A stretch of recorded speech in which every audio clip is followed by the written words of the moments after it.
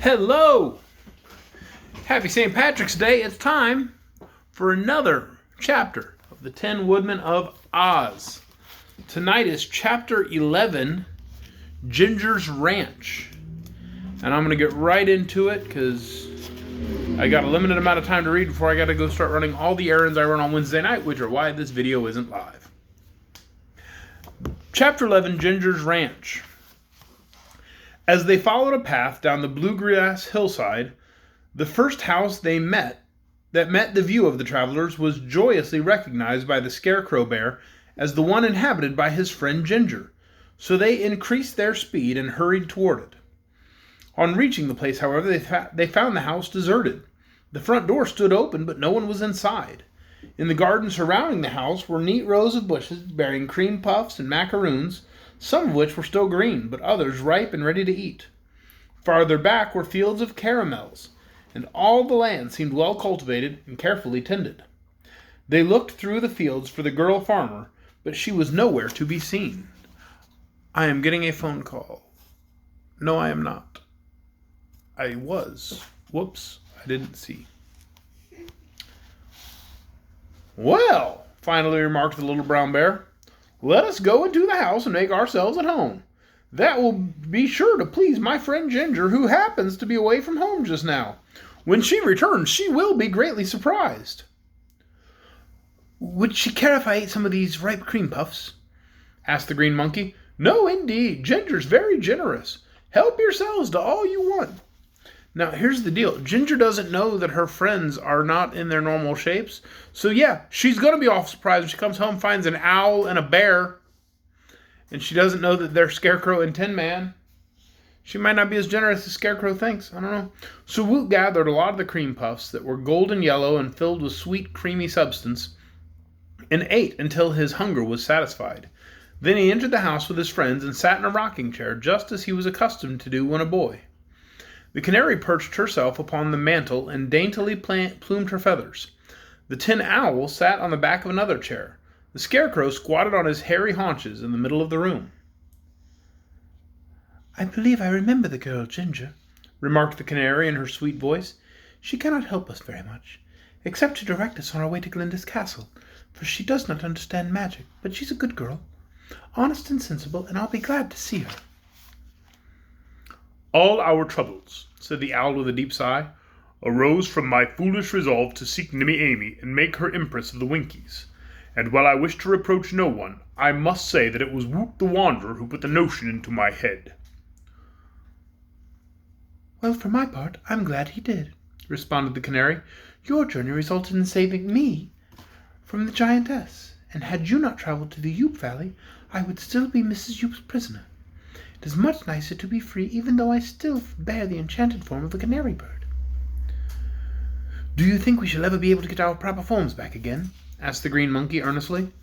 Polychrome did not make reply at once to this important question, but after a brief period of thoughtfulness she said, I have been taught to believe there is an antidote for every magic charm, yet Mrs. Yoop insists that no power can alter her transformations. I realize that my own fairy magic cannot do it, although I have thought that we sky fairies have more power than it is accorded to earth fairies. The Yukuhu magic is admitted to be very strange in its workings, and different from the magic usually practiced. But perhaps Glinda or Ozma may be able to understand it better than I. In them lies our only hope. Unless they can help us, we must remain forever as we are. A canary bird on a rainbow wouldn't be so bad, asserted the tin owl, winking and blinking with his round tin eyes. So if you can manage to find your rainbow again, you need have little to worry about. That's nonsense, friend Chopper, exclaimed Woot. I know just how Polychrome feels. A beautiful girl is much superior to a little yellow bird, and a boy, such as I was, far better than a green monkey. Neither of us can be happy again unless we recover our rightful forms. I feel the same way, announced the stuffed bear. What do you suppose my friend the Patchwork Girl would think of me if she saw me wearing this beastly shape? She'd laugh till she cried, admitted the tin owl. For my part, I'll have to give up the notion of marrying Nimmy Amy, but I'll try not to let that make me unhappy. If it's my duty, I'd like to do my duty, but if magic prevents my getting married, I'll flutter along all by myself and be just as contented." Their serious misfortunes made them all silent for a time, and as their thoughts were busy in dwelling upon the evils with which fate had burdened them, none noticed that Jinjur had suddenly appeared in the doorway and was looking at them in astonishment. The next moment her astonishment changed to anger, for there in her best rocking chair sat a green monkey. A great shiny owl perched upon another chair, and a brown bear squatted on her parlor rug. Jinjur did not notice the canary, but she caught up a broomstick and dashed into the room, shouting as she came, "Get out of here, you wild creatures! How dare you enter my house!" With a blow of her broom, she knocked the brown bear over, and the tin owl tried to fly out of her reach and made a great clatter with its tin wings. The green monkey was so startled by the sudden attack that he sprang into the fireplace, where there was fortunately no fire, and tried to escape by climbing up the chimney, but he found the opening too small, and so was forced to drop down again. Then he crouched trembling in the fireplace, his pretty green hair all blackened with soot and covered with ashes. From this position Woot watched to see what would happen next. "Stop, Jinjur, stop!" cried the brown bear when the broom again threatened him. "Don't you know me? I'm your friend, the Scarecrow." "You're trying to deceive me, you naughty beast. I can see plainly that you are a bear and a mighty poor specimen of bear, too," retorted the girl. "That's because I'm not properly stuffed," he assured her. "When Mrs. Yoop transformed me, she didn't realize I should have more stuffing." "Who's Mrs. Yoop?" inquired Jinjur, pausing with the broom still upraised. "A giantess in the Gillikin country." "Oh, I begin to understand, and Mrs. Yoop transformed you. You really are the famous Scarecrow of Oz?" "I was, Jinjur. Just now I'm, as you see me, a miserable little brown bear with a poor quality of stuffing. That tin owl is none other than our dear Tin Woodsman, Nick Chopper, the Emperor of the Winkies. While this little green monkey is a nice little boy we recently became acquainted with, Woot the Wanderer." "And I," said the canary, flying close to Jinjur, "am Polychrome, the daughter of the rainbow, in the form of a bird." "Goodness me!" cried Jinjur, amazed. "That giantess must be a powerful sorceress, and wicked as she is powerful." "She's a Yookahoo," said Polychrome. "Fortunately, we managed to escape from her castle. We are now on our way to Glinda the Good to see if she possesses the power to restore us to our former shapes." "Well, then I must beg your pardon. All of you must forgive me," said Jinjur, putting away the broom. "I took you to be a lot of wild, unmannerly animals, as was quite unnatural. You are very welcome to my home, and I'm sorry I haven't the power to help you out of your troubles. Please use my house and all that I have as if it were your own." At this declaration of peace, the bear got up on his feet, and the owl resumed his perch upon the chair, and the monkey crept out of the fireplace. Jinjur looked at Woot critically and scowled. "For a green monkey," said she, "you're the blackest creature I ever saw.